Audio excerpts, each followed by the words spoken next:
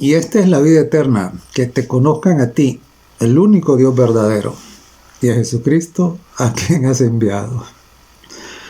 Este espacio de reflexión es precisamente para colaborar con todos aquellos que quieren conocer mejor a nuestro Dios Todopoderoso, y que además de conocerle, entender mejor su plan, su palabra, y prepararse para la segunda venida de Cristo. Sean bienvenidos a la reflexión de este día. Supliquemos la presencia del Espíritu Santo con nosotros. Bondadoso Padre que estás en el cielo, muchas gracias, porque ciertamente solo en ti encontramos la sabiduría que necesitamos. Por eso acudimos a ti cada día y acudimos a tu palabra y nos gozamos en la reflexión que hacemos en ella. Por favor, bendice a cada uno que toma tiempo para procurar entenderte y conocerte mejor. En el nombre de Jesús lo pedimos. Amén.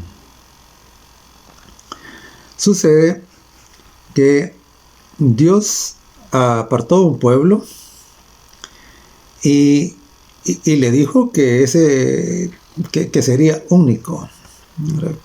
¿Qué significa único? Bueno, único significa de que, pues sí, no hay otro. Y el hecho de que sea único y que no hay otro, también le atribuye características que ningún otro tiene, ¿no? Entonces, esto es importante de que lo entendamos, porque en la mente postmoderna, que ha afectado desafortunadamente a la religión, se suele decir de que Dios tiene un montón de pueblos.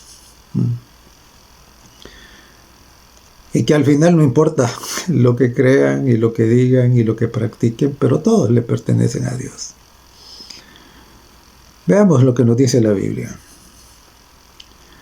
Deuteronomio capítulo 14 y verso 2. Porque eres pueblo santo al Señor tu Dios. Y el Señor te ha escogido para que le seas un pueblo único entre todos los pueblos que están sobre la tierra. Entonces, notemos aquí. Primero, Dios le llama pueblo santo.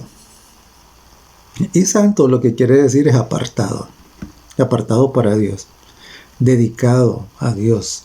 Consagrado a Dios. Eso es lo que quiere decir. Pueblo santo.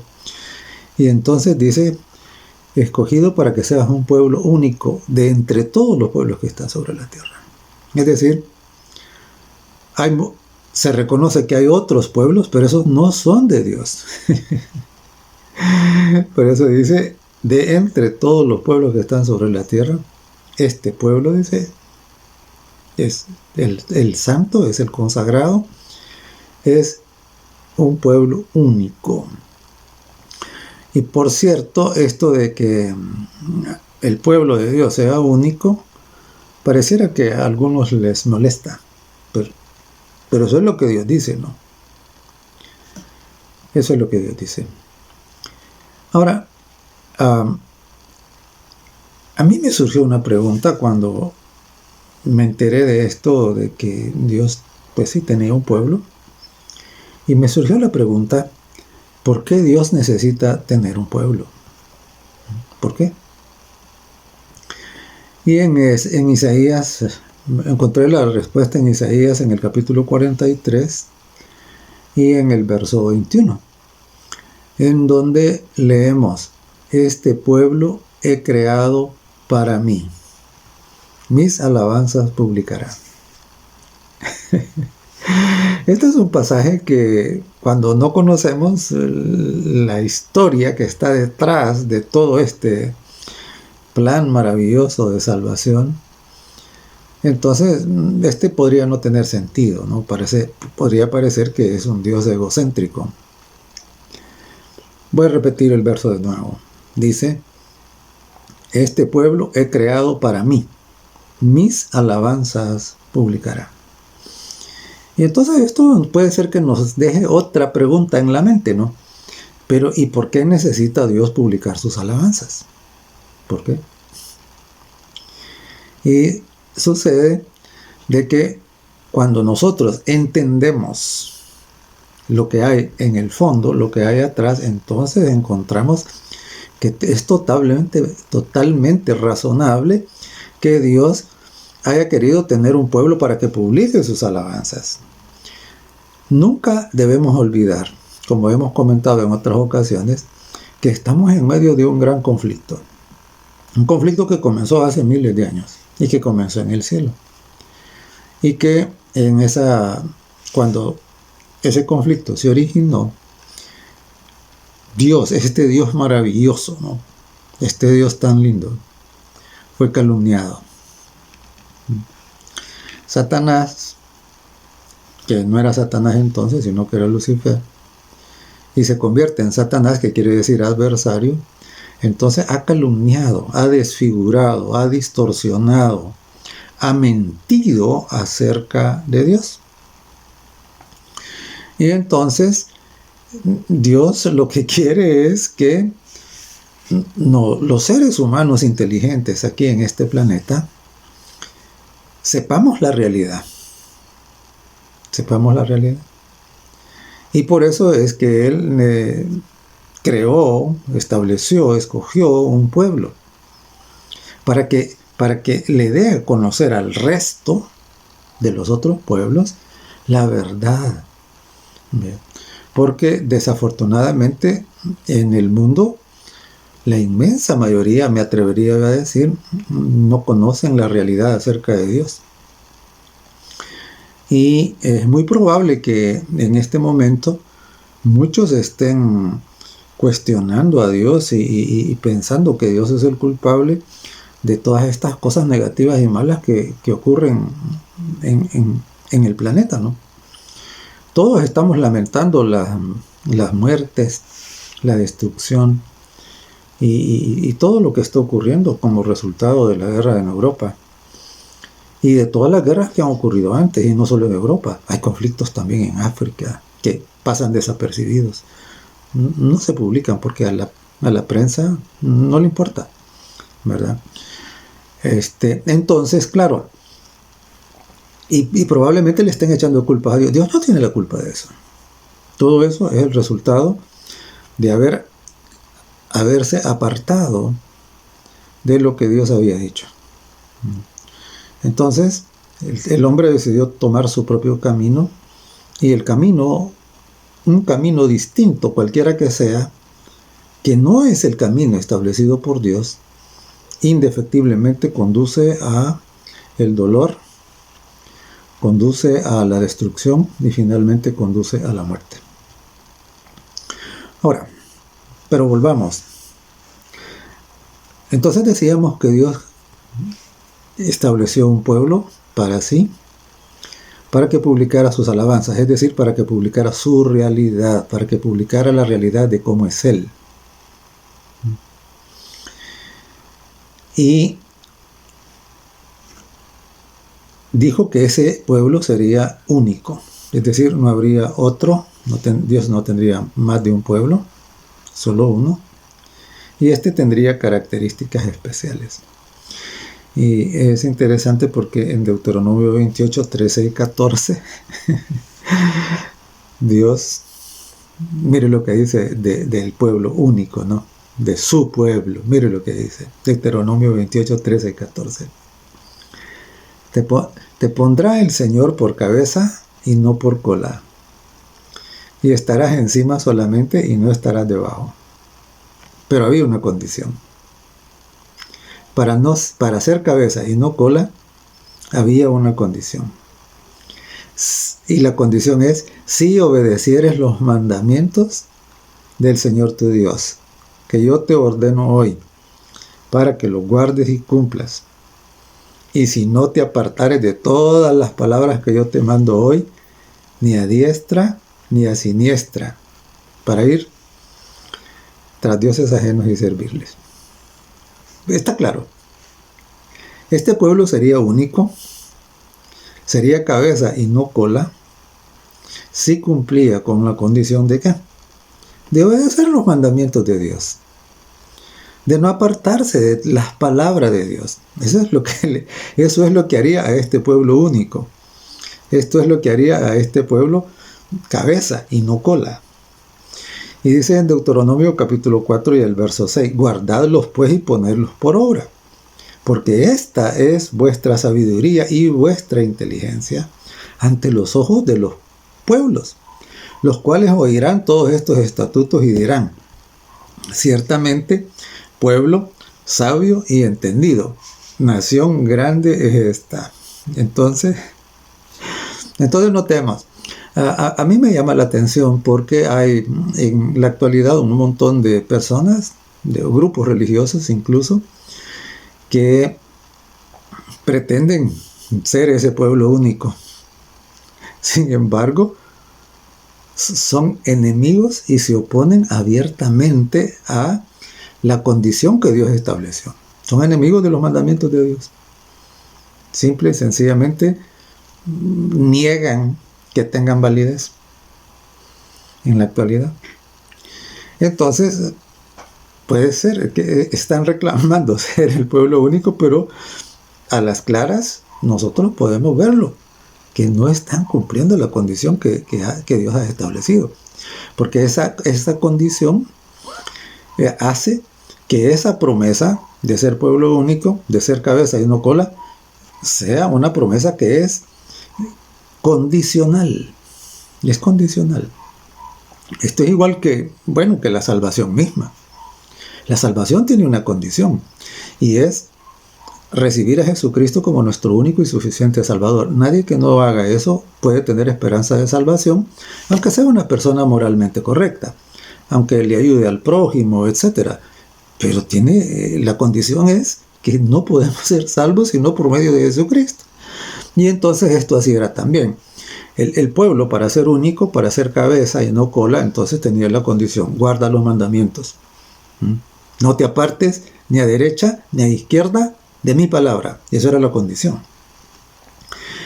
Y mientras mantuviera el pueblo, mientras mantuviera su comunión con Dios y fuera obediente, entonces sería ese pueblo sabio y entendido, que los demás iban a decir de él, nación grande, pueblo sabio y entendido es este. Y ciertamente, cuando la condición se cumplió, también la promesa se cumplió. Y nosotros podemos encontrar algunos ejemplos de cómo los paganos dieron testimonio de que los integrantes de este pueblo tenían una sabiduría, un conocimiento superior que el de los demás. Veamos 3 ejemplos. Primero, el testimonio en Egipto, ¿no? Ante la crisis que se avecinaba y todo esto de que nadie podía interpretar los sueños de Faraón, dice en Génesis 41, los versos 38 y 39. Cuando José explica y José también plantea qué es lo que hay que hacer, cosas que nadie más pudo hacer, solo José. Entonces, mire el testimonio de Faraón. Y dijo Faraón a sus siervos, ¿acaso hallaremos a otro hombre como este? O sea, este es único. Eso es lo que Dios había dicho, pueblo único. Eso es lo que Faraón está testificando. ¿Acaso vamos a hallar otro como este, en quien esté el Espíritu de Dios? Y dijo Faraón a José, pues que Dios te ha hecho saber todo esto, no hay entendido ni sabio como tú. Claro. Entonces, y note que Faraón reconoce que es Dios el que le ha hecho conocer. Entonces, José estaba cumpliendo el propósito por lo que el pueblo había sido llamado, ¿no? Es proclamar las alabanzas a Dios. Es que Dios reciba la gloria, ¿no? Así es de que en Egipto, pues, tenemos nosotros de los mismos labios de Faraón el testimonio de que este era único, ¿verdad? Y que que era entendido, que era sabio, pero que eso dependía de lo que Dios le daba, ¿verdad? Entonces notemos, cumplió José la condición totalmente. El mandamiento decía, no cometerás adulterio. Y aunque José tuvo una oportunidad de hacerlo y esconderlo, quizás, él dijo, ¿cómo voy a pecar contra Dios? Dijo, ¿cómo iba a violar el séptimo mandamiento? Entonces no, dijo, no puedo hacerlo, aunque eso le costara ir a la cárcel y fuese calumniado también. Entonces, claro, José cumple la condición y Dios cumple la promesa. Faraón le dijo, único, no hay otro como él, ¿verdad? Ahora, pero eso no solo pasó en Egipto, eso pasó también en Babilonia y en Medo-Persia. Recordemos que Daniel y muchos otros fueron llevados a Babilonia. Pero comentemos el caso de Daniel y los muchachos.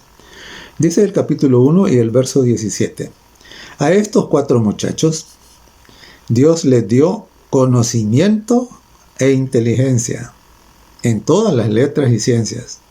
Y Daniel tuvo entendimiento en toda visión y sueños. Entonces notemos, su conocimiento y su inteligencia no tenían origen humano, sino que tenían origen divino. Dios se los había dado.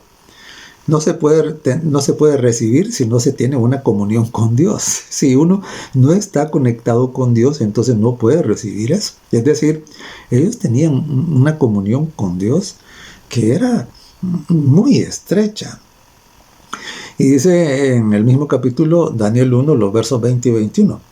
En todo asunto de sabiduría e inteligencia que el rey les consultó, los halló 10 veces mejores que todos los magos y astrólogos que había en todo su reino. Y continuó Daniel hasta el año primero del rey Ciro. Es interesante.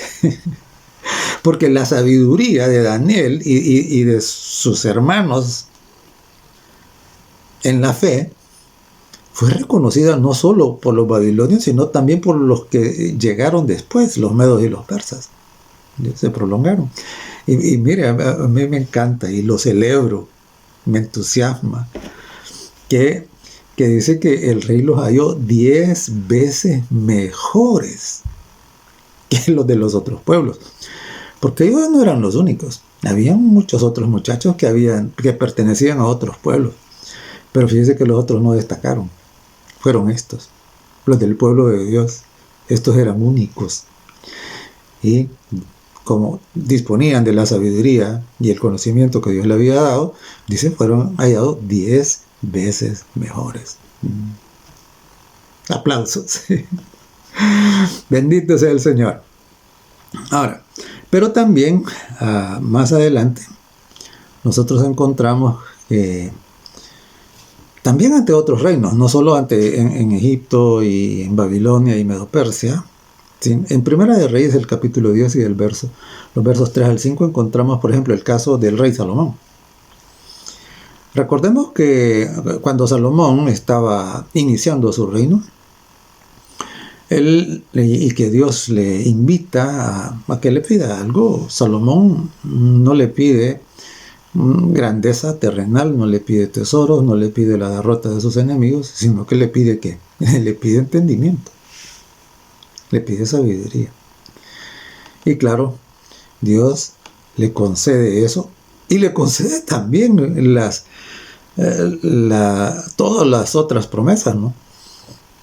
Y dice en los versos 3 y él, cuando recibe precisamente el entendimiento y se mantiene fiel y recibe todas las demás promesas que eran añadiduras, Esto hace que el reino se vuelva esplendoroso en cumplimiento de las promesas, de que sería cabeza y no cola, y que estaría por encima de las otras naciones.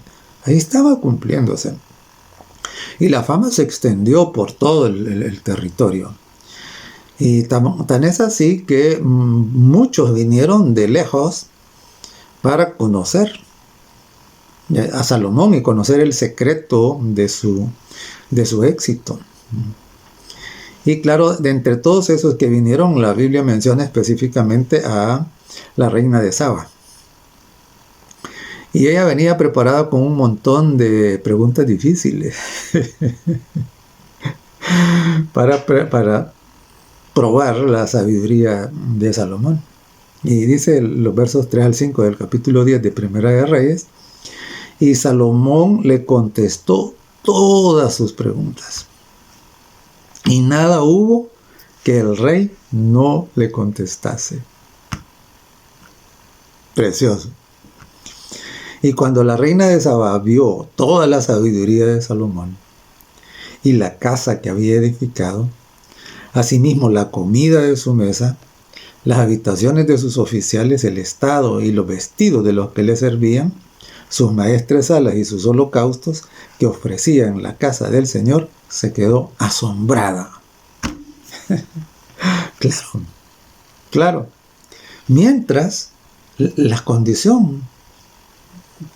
cumplieron la condición, Dios cumplió su promesa.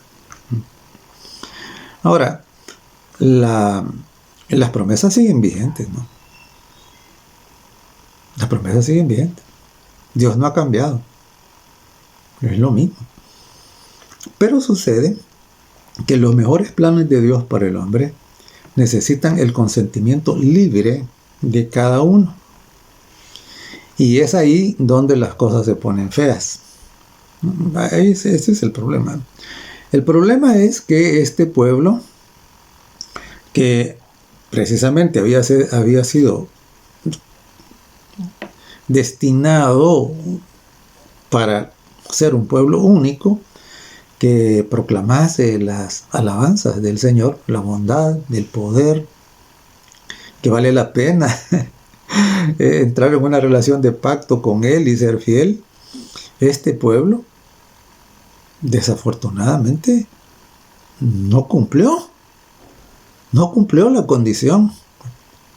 Fueron estos poquitos, ¿no? Y en ellos se reflejó que ciertamente Dios tenía razón. Pero la inmensa mayoría no. Dice en el Evangelio de Juan, el capítulo 3 y el verso 19. Y esta, dice, es la condenación, que la luz vino al mundo, y los hombres amaron más las tinieblas que la luz porque sus obras eran malas. Entonces, claro, ahí estaba la sabiduría en persona. Ahí estaba la luz. Ahí tenían todo para el cumplimiento de las promesas. Sin embargo, dice, amaron más las tinieblas que la luz, porque sus obras eran malas. Y entonces, en lugar de ser una nación grande, en lugar de ser un pueblo sabio y entendido, en lugar de ser cabeza en vez de cola, se volvió como lo contrario. Se volvió necio. Eso es lo que dice Jeremías capítulo 4 y el verso 22. Mire qué triste. Porque el pueblo único sería una nación grande, sería cabeza y no cola, sería sabio y entendido. Eso es lo que se dice de ese pueblo único. Dice Jeremías 4:22, hablando del pueblo. Mire lo que dice. Dice, porque mi pueblo es necio. Es lo contrario de ser sabio. Mi pueblo es necio. No me conocieron. Son hijos ignorantes. No son entendidos. Sabios para hacer el mal, pero hacer el bien no supieron. ¡Qué terrible! Mire, Dios es maravilloso. Dios es lindo. Y Él tiene un plan que nosotros no alcanzamos a comprender. de cómo es de bueno, de maravilloso, ¿no? Sin embargo, todos esos planes tan lindos que Dios tiene para usted, que Dios tiene para mí y que Dios tiene para cada habitante de este planeta, no se van a cumplir si nosotros no escogemos. Escogemos darle oportunidad a Dios en nuestra vida para que esos planes se cumplan. Pero si nosotros amamos más las tinieblas que la luz, porque nuestras obras no son obras correctas, nuestra conducta, nuestra vida, queremos seguir una vida en donde la palabra de Dios no importa, simple y sencillamente ese plan maravilloso, por muy lindo que pueda ser, nunca tendrá cumplimiento en nosotros, porque Dios no entra a la fuerza en la vida de nadie. Él necesita que nosotros consintamos voluntariamente, que nosotros le invitemos a venir, que nosotros le aceptemos, que nosotros estemos dispuestos a aceptar y a cumplir con esa condición. Que ciertamente cuando entendemos, cuando recibimos luz, nos damos cuenta que es lo mejor que puede haber. Aquellos que todavía no han entendido que eso es lo mejor que puede haber es porque todavía están en tinieblas. No les ha alumbrado todavía la luz. Entonces, la rebelión, la desobediencia, ¿les trajo qué? Les trajo pérdida de entendimiento. Esto, entonces, no tiene que ver solamente con las palabras, no. No solo tiene que ver con conocimiento teórico, no solo es asunto de lo que se dice, sino tiene que ver con la vida, con la conducta, tiene que ver con la obediencia práctica. Mire qué tristeza, porque hay un montón de gente que habla bien bonito, palabras hermosas, pero eso no contesta con su vida. No vive lo que predica. Y es triste porque cuando hay personas que hablan así tan bonito, pero viven tan feo, eso, en vez de traer gloria a Dios, le trae deshonra. ¿Sí? Le trae deshonra. ¿Verdad? Entonces, no. Y por eso Santiago, en el capítulo 13 y el verso 13, Santiago lo deja bien claro. Dice: ¿quién es sabio y entendido entre vosotros? ¿Cómo sabemos que alguien es sabio y entendido? Esa es la pregunta que está haciendo Santiago, ¿no? Y Santiago dice: muestre por la buena conducta sus obras en sabia mansedumbre. Ya. Lo que indica si usted o si yo somos sabios y entendidos, o si cualquier persona es sabio y entendido, no es lo que dice, sino es su conducta. Dice: muestre por la buena conducta sus obras en sabia mansedumbre. O sea, si es manso, si obra bien, si tiene una conducta que armoniza con la palabra de Dios, con la voluntad revelada de Dios. Ese es, dice Santiago, el verdadero sabio y entendido, ¿no? No es el que solo tiene un discurso agradable. No.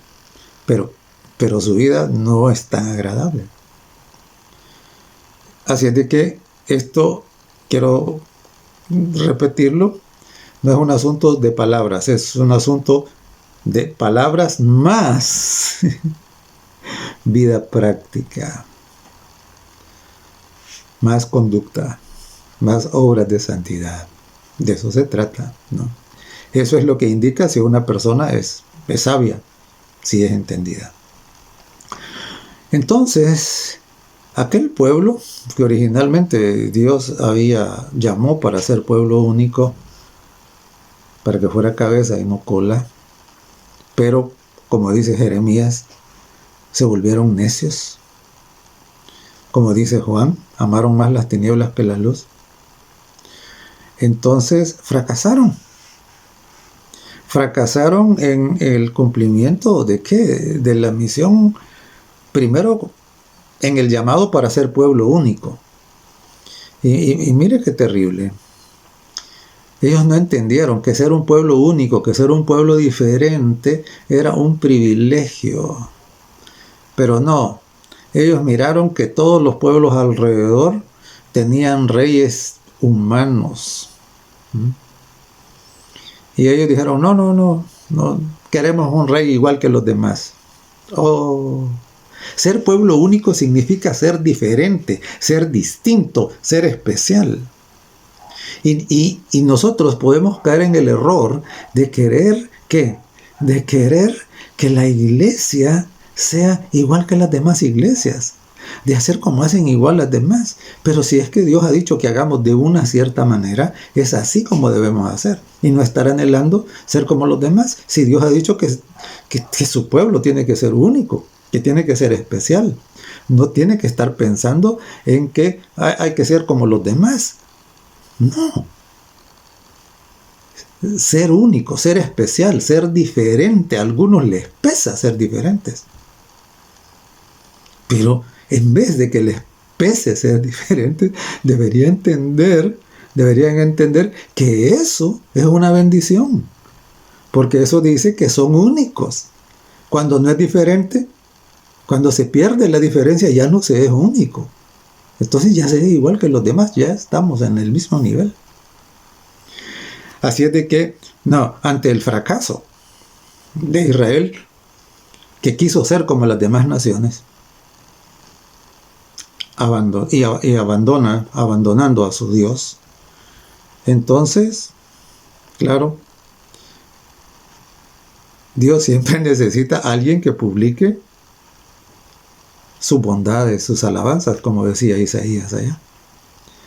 Y entonces Dios rescata de ese pueblo que no cumplió. Hubo un grupo pequeño al inicio, sí, un grupo pequeño, que ese sí estuvo dispuesto, un pequeño remanente, para que cumpliera la misión de publicar sus alabanzas, cosa que el pueblo anterior no cumplió. Y es así como Dios establece, por medio de Jesucristo, la iglesia, que ocupa el lugar que debería haber ocupado Israel como nación. Pero desafortunadamente ellos amaron más las tinieblas que la luz. La luz misma vino para habitar en medio de ellos y ellos la rechazaron.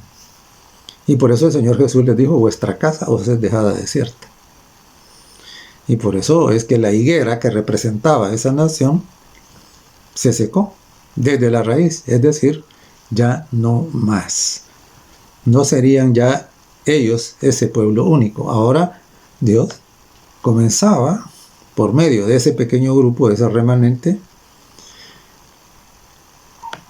a reconstruir o a establecer el pueblo que se ocuparía en cumplir la misión que el otro no había cumplido, ¿no? Este sería hoy el pueblo único. Y miren lo que dice el apóstol Pedro en la primera epístola, en el capítulo 2 y el verso 9. Dice, mas vosotros sois linaje escogido, real sacerdocio, nación santa, todo lo que había dicho el Señor allá. Mas vosotros me seréis pueblo santo, pueblo adquirido por Dios, para que anunciéis las virtudes de aquel que os llamó de las tinieblas a su luz admirable. Hermanos, amigos, miren, la misión nuestra como pueblo de Dios es anunciar estas virtudes, es dar a conocer que Dios es maravilloso, que todo lo que ahora vemos distorsionado, que todo lo que ahora vemos doloroso, todo lo que vemos ahora que nos conmueve y nos llena de tristeza, eso no viene de Dios. Dios no es el culpable de eso. Eso se origina porque la raza humana decidió apartarse de Dios.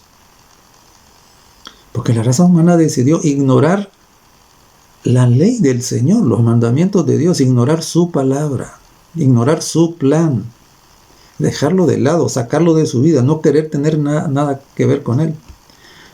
Me conmueve cuando veo esta serie de personas tiradas en la calle, ¿no? ¿Víctimas de qué? Víctimas de la esclavitud, de los vicios y todo esto. Me da compasión, ¿verdad? Nunca fue la voluntad de Dios que ellos estuvieran ahí. Están ahí porque ellos no permitieron que Dios entrara en su vida. Y ciertamente, si nosotros no hubiésemos permitido que Dios estuviera, también estaríamos acompañándoles, lo más seguro. Entonces, claro, algunos no están en esa condición, pero están en otra, que no se mira así tan horrible, pero igual, están sin Dios. Y, claro, Dios entonces levanta otro pueblo para que ahora este sea el pueblo único que anuncie las alabanzas del Señor, que anuncie las bondades del Señor, que anuncie lo maravilloso que es su palabra. Y me llama la atención porque a veces mencionamos palabras y bueno, a veces no tenemos así como una comprensión un poco más exacta de lo que éstas tienen, hablando desde el punto de vista de la interpretación espiritual que requiere la palabra de Dios. Aquí dice que nos llamó ¿para qué? De las tinieblas. Entonces la pregunta que podemos hacernos es ¿y cuáles eran las tinieblas? ¿Y cuáles eran las tinieblas? En Isaías 8:20 leemos: a la ley y al testimonio. Si no hablan conforme a esto, es decir, si son contrarios a la ley, a los mandamientos y a la palabra de Dios, si no hablan, dice, de acuerdo con esto, si lo contradicen, si lo invalidan, dice, porque no les ha amanecido. O sea, cuando no ha amanecido, lo que reina es la oscuridad. Lo que reina son las tinieblas. O sea, las tinieblas consisten ¿en qué? Consisten en toda esa serie de errores que resultan del rechazo de la palabra de Dios y de sus santos mandamientos. Mire, es increíble, pero es increíble. Cuando uno comienza a escuchar las creencias de un montón de personas, religiosas y no religiosas, y uno se queda sorprendido, ¿no?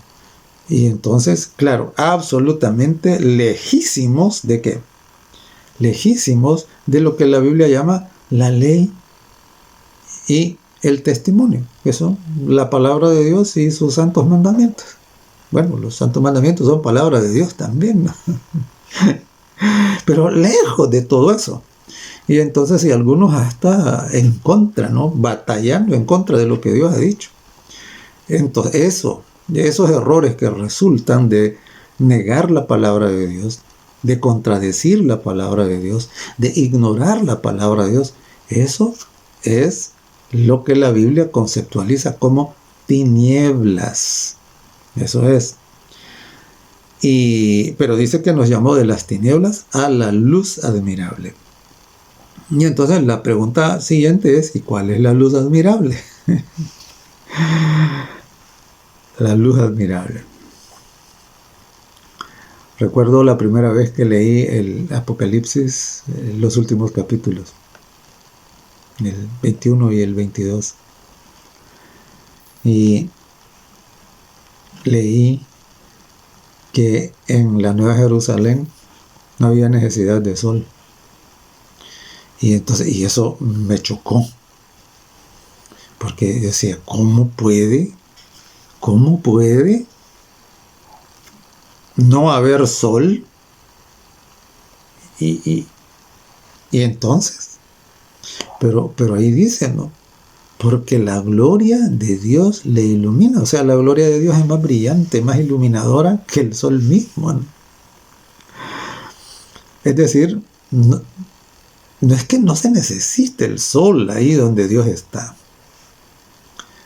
Porque Dios dice en 1 de Juan 1:5 Este es el mensaje que hemos oído de Él y os anunciamos. Dios es luz, dice.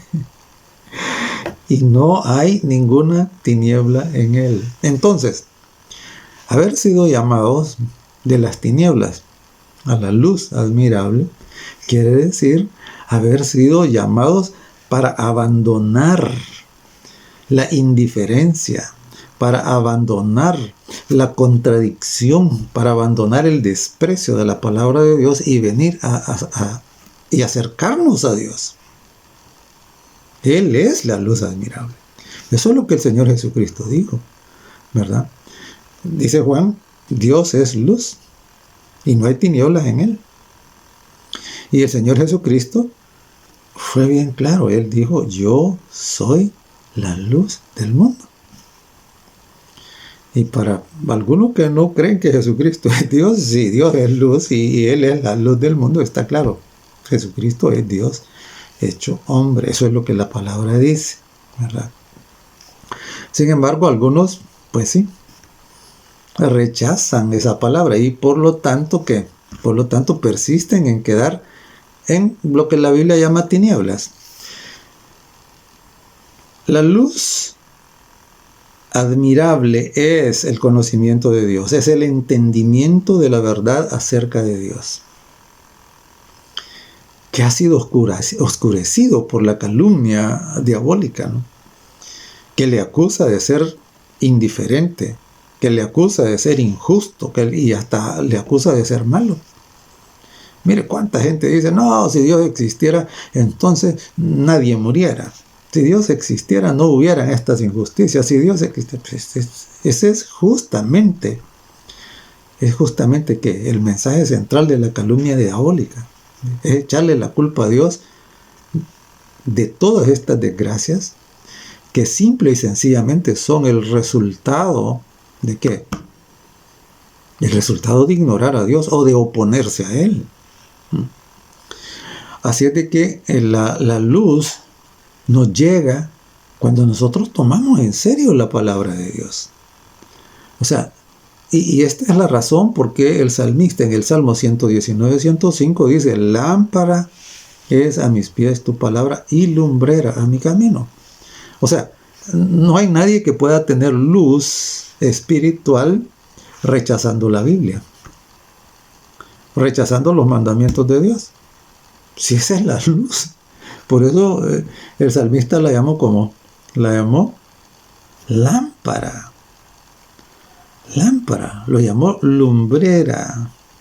Y eso quiere decir que eso es lo que nos ilumina. Recuerdo que tenía unos compañeros cuando estábamos estudiando y ellos tenían aficiones así bastante de misticismo oriental y ellos solían hablar de los iluminados, ¿verdad? De ciertas personas que según ellos recibían una iluminación especial y todo eso de manera sobrenatural. Hermano, mire, no hay tal cosa como eso. La iluminación viene cuando usted reconoce que la Biblia es la palabra de Dios y la acepta como tal. Y con un corazón manso y humilde, usted toma la disposición de aceptarla como la autoridad para su vida, por lo que es la palabra de Dios. Entonces usted es iluminado. Por eso se le llama lámpara, por eso se le llama lumbrera. Y en la segunda carta de Pedro, en el capítulo 1 y el verso 19, oiga lo que dice. Tenemos también la palabra profética más segura, a la cual hacéis bien en estar atentos, como a una antorcha que alumbra en lugar oscuro, hasta que el día esclarezca y el lucero de la mañana salga en vuestros corazones. Claro. David la llamó lámpara, la llamó lumbrera, y Pedro la llama, ¿cómo? Lo llama antorcha que alumbra en lugar oscuro. ¿Y cuál es el lugar oscuro? Todos esos errores que nosotros andamos llevando en la cabeza y que no van a desaparecer a menos que a nuestra cabeza se asome la antorcha de la palabra profética, es decir, la palabra que Dios nos ha dado a través de sus verdaderos profetas. Esa palabra. Entonces, eso es lo que hace desaparecer las tinieblas. Y eso es lo que va a hacer, dice, que el día esclarezca para nosotros. Recuerde, Isaías 8:20 dijo, no les ha amanecido. Y aquí dice que para que amanezca, tenemos la antorcha, la palabra profética, hasta que el día esclarezca, dice, esto es que amanezca, ¿verdad? Y el lucero de la mañana salga en vuestros corazones. Cristo, Él es la luz del mundo. Ahora, ¿qué ocurre cuando nosotros estamos en tinieblas y de repente nos llega una luz fuertísima? ¿Qué hacemos? Nuestros ojos, que vienen con el iris así bien abierto, las pupilas así bien listas para, ¿cómo se llama? Para tratar de ver algo en lo oscuro. Entonces, cuando salimos a una luz fuerte, inmediatamente lo que hacemos es cerrar los ojos, porque sentimos que nos molesta, ¿no? Hasta que el ojo vuelva otra vez a contraerse el filtro, digamos, ¿verdad? Para poder administrar la luz que le está llegando. Y Dios sabe eso, ¿no? Y Dios sabe que si Él nos da toda la luz de una vez, nosotros no vamos a poder con ella. Y precisamente para que no cerremos los ojos ante el gran resplandor, así de una vez, Dios nos manda la luz poco a poco. El Señor Jesucristo dijo a sus discípulos, yo tengo muchas cosas que decirles todavía, pero ustedes aún no las pueden soportar, así que por eso no se las voy a decir. Después se van a dar cuenta, ¿verdad? Y a mí me gusta pensar que Jesús estaba hablando de todas estas cosas que después fueron mostradas a Juan en el Apocalipsis, ¿no? Todas estas cosas, pero él dijo, no, en ese momento no, dijo, ustedes no las van a soportar. Y por eso dice en Proverbios el capítulo 4, los versos 18 y 19, mas la senda de los justos, dice, es como la luz de la aurora, que va en aumento hasta que el día es perfecto. Pero el camino de los impíos es como la oscuridad, no saben en qué tropiezan, dice. Entonces noten, la senda de los justos, aquí está contrastando los justos y los impíos. La senda de los justos dice que va en aumento como la luz de la aurora. El sol no sale de un solo al mediodía, sino que comienza a salir poquito a poco, ¿no? Entonces va aumentando la luz hasta que llega al mediodía, que es cuando hay más luz plena, hay iluminación plena. Así es también que la senda de los justos. Y probablemente puede ser que usted ya comenzó a recibir luz, pero usted debe ser sabio.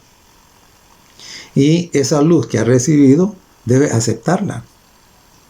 Esa luz que Dios le ha venido mostrando, no la ignore. Tómala en cuenta para su vida, acéptela. Vaya viviendo de acuerdo a ella. Y Dios le va a ir mostrando cada vez más luz, más luz, más luz, más luz. Le va a ir iluminándole más con esa antorcha, con esa lámpara, con esa lumbrera. Dios le va a ir iluminando. Pero esto va a ocurrir si usted le pone atención a esa luz, ¿verdad? Ahora, si usted no le pone atención, entonces, ¿qué es lo que va a pasar? Bueno, lo que dice el verso 19 de Proverbios 4. Dice, el camino de los impíos es como la oscuridad, no saben en qué tropiezan. Fíjese que es bien interesante, hay bastante gente que no le importa la luz del cielo, no le importa la palabra, no le importan los 10 mandamientos. Dice que ellos están que no saben en qué tropiezan, dice.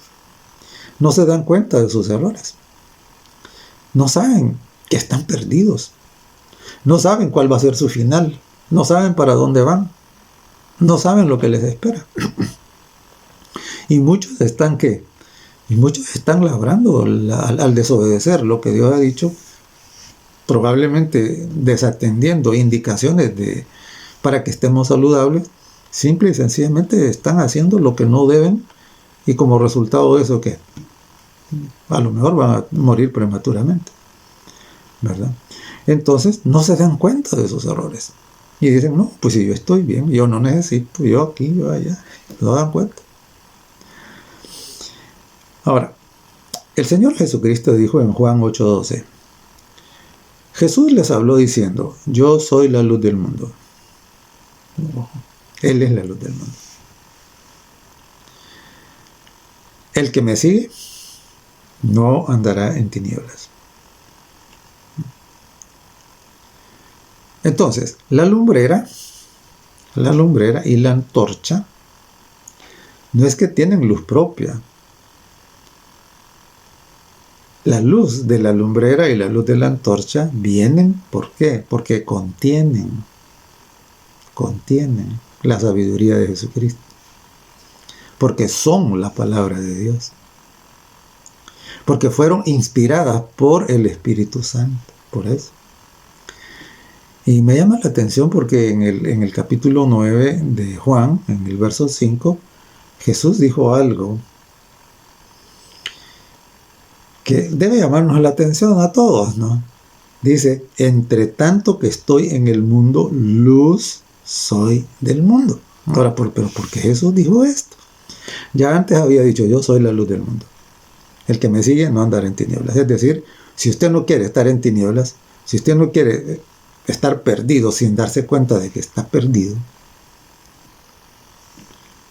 si usted no sabe para dónde va, si usted quiere parar con eso, si usted quiere ser iluminado, todo lo que tiene que hacer es seguir a Jesús.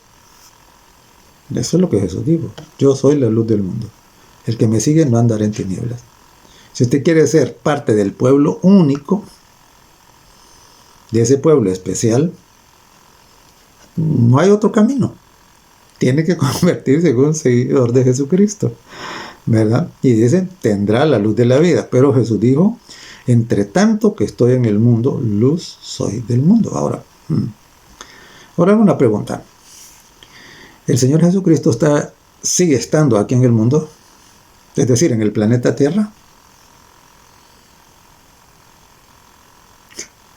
Si leemos el libro de Hechos, dice que estaban todos reunidos en el monte y de repente bajó una nube y el Señor Jesucristo comenzó a elevarse y entró en la nube y se fue. Y los ángeles les dijeron, varones Galileos que están mirando al cielo, este mismo Jesús que ha sido tomado de vosotros, así vendrá como le habéis visto ir al cielo. Es decir, Jesús ya no está más aquí. Y por eso es que él dijo, entre tanto que estoy en el mundo, luz soy del mundo. Pero él se fue, está en el cielo. Y por si usted no lo sabía o no lo recuerda, existe un santuario en el cielo.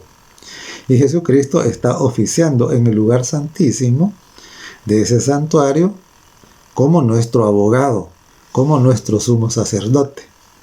Eso es lo que dice el libro de Hebreos y es lo que dice Juan también.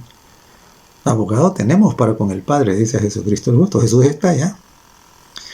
Y entonces este mundo se quedó en tinieblas, porque Jesús dijo, yo soy la luz del mundo, y dijo, entre tanto que estoy en el mundo, luz soy, pero él ya no está aquí. Entonces, ¿el mundo se quedó en tinieblas? No se quedó en tinieblas. Porque por eso es que él estableció, con ese pequeño grupo, estableció la semilla, ¿no? Para el establecimiento de su pueblo único, de su pueblo especial, que anuncia las virtudes de él, que nos llamó de las tinieblas a la luz admirable. Y eso es lo que dijo Jesús en Mateo el capítulo 5 y el verso 14. No olvidemos que esto es el Sermón del Monte, que el Sermón del Monte fue el discurso inaugural del reino de Cristo, del reino espiritual de Jesucristo. Y Jesús estableció ahí la misión para ese grupo que estaba constituyendo, que estaba iniciando la formación de ese pueblo, que sería el pueblo único que iba a sustituir al pueblo que no había cumplido. Dijo Mateo 5:14, vosotros sois la luz del mundo. Es decir, cuando Jesús se fuese para el cielo, porque Jesús mostró la belleza de la bondad, del amor de Dios, del Padre, al tratar bien a todo el mundo, al sanar a los enfermos, al resucitar a los muertos, al aliviar el dolor de los afligidos, ¿no? Jesús, eso es lo que Isaías dijo, que Dios había dicho, me he creado un pueblo, dice, ¿para qué? Para que cante mis alabanzas, es decir, para que comunique, para que diga la verdad acerca de mí, porque me conoce. Entonces, pero aquel pueblo no lo hizo, pero ahora Jesús vino y Jesús lo mostró, pero Jesús ya no está. Pero ¿quiénes están aquí? Jesús dijo, ustedes están aquí, ustedes van a quedar, ustedes van a ser la luz. O sea, ustedes son los que tienen que dar testimonio del amor de Dios. Ustedes, su vida. Y por eso también les digo, así alumbre vuestra luz delante de los hombres, para que vean vuestras buenas obras. Es decir, el pueblo especial es especial. ¿Por qué? Porque vive de manera especial. Ya no viste igual que el mundo. No, las mujeres que pertenecen al pueblo de Dios ya no se visten con esas vestiduras deshonestas que se visten las mujeres del mundo. Ya no necesitan ponerse adornos estrafalarios de ningún tipo. ¿Por qué? Porque el adorno de ellas es que son las virtudes de un carácter santo. Eso es lo que dice la palabra. Entonces, y claro, ahora este pueblo resplandece por las virtudes que trae la santidad, porque mantienen su compromiso. ¿Por qué? Porque han decidido cumplir con la condición que decía allá en Deuteronomio. Si guardares mis leyes y mandamientos que yo te mando hoy, serás cabeza y no cola. Serás pueblo sabio y entendido. Entonces, debemos de ser muy cuidadosos y no caer en la trampa de la tentación de ¿qué? De simple y sencillamente mirar a nuestro alrededor y mirarnos a nosotros mismos y consentir y saber que somos distintos, que somos diferentes y querer ser y querer borrar esa diferencia. Querer borrar la diferencia, querer borrar lo que nos hace distintos, lo que nos hace especiales. A veces a nosotros nos dicen, esto qué raros son. Y hermano, cuando le digan que usted es raro, usted dele gloria a Dios, porque quiere decir que sí, que es especial, que es único, que no es igual a los demás. Pero si a usted nunca le dicen que es un raro, entonces quiere decir que es igual que los demás, no hay diferencia, no es único. Está en peligro. Porque el pueblo de Dios ante el mundo va a ser un pueblo raro. Y a mí me llama la atención porque los únicos que van ahí desfilando el sábado en la mañana para el culto somos nosotros. Es lo que Dios ha dicho. Y cualquiera que nos vea ya sabe que somos nosotros. Los que Dios juntó y les dio un nombre, el nombre de Adventistas del Séptimo Día, para que se identificaran como pueblo especial, como pueblo único. Pero cuando voy a hacer mi trabajo el domingo y que voy conduciendo el vehículo y voy por la calle, en la carretera, yo veo las familias que van para la iglesia y todo eso. Pero yo no sé de qué iglesia son. ¿Por qué? Porque no son únicos. Porque son cualquier iglesia que sea. Y lo que sí sé es que no han tomado en serio la palabra de Dios. Eso sí lo sé, ¿verdad? Pero ahí no se distingue. Pueden ser de esta, de la otra, de la otra, de la otra. A veces lo que cambia es la hora. Uno es en la mañana, otro al mediodía, otro en la tarde, ¿verdad? Pero no son únicos. No son únicos. No se sabe. Entonces, no son un pueblo especial. Y entonces no son raros. Pero cuando uno les dice, no, que es que el día que Dios estableció es el séptimo día, es el sábado, y dice, qué raros son estos. Y cuando les dice que uno no come camarones, ni conchas, ni cerdo, ni cuzuco, ni todas estas cosas que Dios nos indicó que era peligroso comerlas para nuestra salud, entonces nos dicen, estos son raros. ¿Vean? Entonces, qué bueno. Porque cuando a usted le dicen raro, le están diciendo que es único, que es especial. Y es interesante, porque a medida que el conocimiento va avanzando, entonces se va comprobando que hay razones poderosas. ¿Para qué? Para hacer lo que hacemos. Y entonces, por lo menos algunos reconocen, pueblo sabio y entendido. Yo no sé cuál es su condición, qué está pensando, ¿no? Yo no lo sé.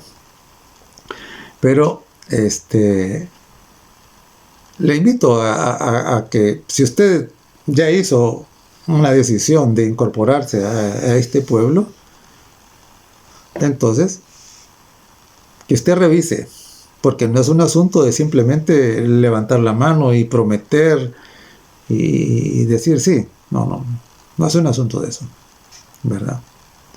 El apóstol es bien clarito y dice, no son los oidores de la ley, sino los hacedores, dice. Entonces, ¿debemos prometer? Sí, debemos prometer, claro que sí, ¿verdad? Pero debemos cumplir. Porque el Señor dijo, ustedes me serán pueblo único si obedecieren. Usted puede prometer, pero si no obedece, si no cumple con lo que prometió, entonces eso de nada sirve. Así que este es un llamado de atención. Es un llamado de atención para aquellos que se consuelan de que ya hicieron, ya llegaron a la iglesia. Sin embargo, su vida no refleja eso, ¿verdad? Su vida no refleja eso. ¿Para qué usa el sábado? ¿Qué come? ¿Cómo se viste? ¿Qué música oye? ¿Cómo se entretiene?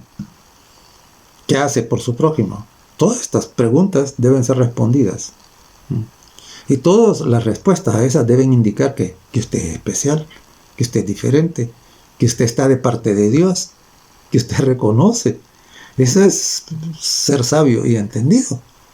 Eso es, sí, ciertamente, ser único, ser especial. Ser raro si quieren. Y esto es para los que ya están adentro, los que ya dijeron que están adentro, pero hay otros que quizás no están adentro todavía. Y para ellos también es la invitación, ¿no? Mire, aquí está la palabra. Esto es lo que alumbra en un lugar oscuro. Esta es la antorcha, esta es la lámpara. No la busquen en otro lado, ¿verdad? No la busquen en otro lado. Esta es. Vaya ahí y véase en ese espejo. Porque si no se ve en este espejo, a lo mejor usted ni se habrá dado cuenta de que está perdido. Mire, yo conozco gente que ha sido muy sincera. De hecho, puedo decir lo mismo de mi vida, ¿no? Yo había sido como muy sincero en donde estaba y no me daba cuenta de que estaba perdido, de que andaba en un camino que no era. Y como dice la Escritura, no saben en qué tropiezan, dice, ¿verdad? Entonces a lo mejor usted está tropezando o ha estado tropezando y no se había dado cuenta. Pero ahora cuando la luz llega, usted se da cuenta. Y si ya se dio cuenta, entonces ya usted debiera entender que debe moverse hacia el pueblo que Dios llamó único, especial, ¿verdad? Distinto, raro, ¿verdad? Que todos los pueblos son iguales, no son iguales. Dios estableció características que permiten identificar a su pueblo único. Y un pueblo puede parecer muy agradable, muy amable, muy cortés, muy llamativo, etc. Pero si no cumple estas características, no es ese pueblo único. ¿Cuáles son? La encontramos en Apocalipsis 14, 12.